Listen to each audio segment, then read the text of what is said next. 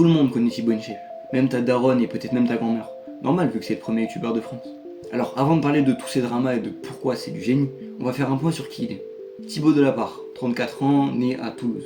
Ça fait des années qu'il est sur YouTube, 13 ans pour être exact. Il a surtout commencé avec des vidéos de musculation. Avec le temps et liant en popularité, il a énormément varié ses contenus. Armées, reportages, interviews, ou même des vidéos plus divertissement. Et forcément, en postant des milliers de vidéos, ça crée forcément des dramas. Mais là, on s'attaque à un gros morceau. Insulte raciste sur Twitter en 2009. Dédicace un peu problématique. Damn nigger, damn quoi shit. Moquerie au sujet de la santé mentale. Rien à foutre de ta dépression. Humour vraiment border sur les homosexuels. Est-ce que c'est vous qui vous faites sodomiser? Non. Et plus récemment, toutes ces chansons faites par IA. On nous a dit, les hommes soient forts. Alors au premier abord, on pourrait penser que Thibaut InShape est juste maladroit, ou alors que c'est un connard qui reçoit juste la haine qu'il mérite.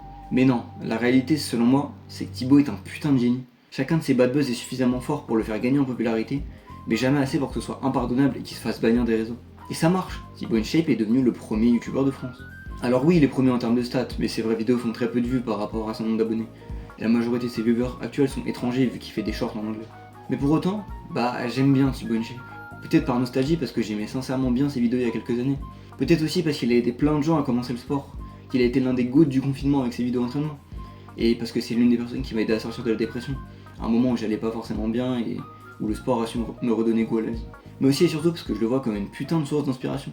Tu te rends compte qu'il a posté des vidéos pendant plus de 10 ans en les montant toutes lui-même, alors que tous les youtubeurs avec ce même nombre d'abonnés auraient engagé des monteurs. Évidemment qu'il a beaucoup d'abonnés.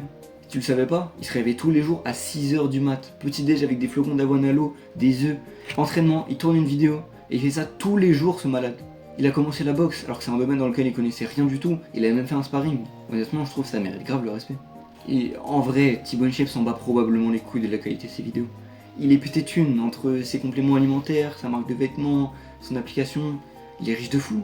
Ma théorie c'est qu'il voulait juste avoir la plus grosse en termes de nombre d'abonnés, même si ses vidéos puent la merde et qu'il enchaîne les bad buzz. Il s'en fout, il est riche et il a plein d'abonnés. Donc Thibaut, si tu vois cette vidéo, merci sincèrement pour ce que t'as fait. Mais arrête de faire des dédicaces à 36€ et de faire des chansons avec de l'IA. Abonne-toi et... N'oubliez pas que vous êtes les meilleurs. Bisous. Mouah.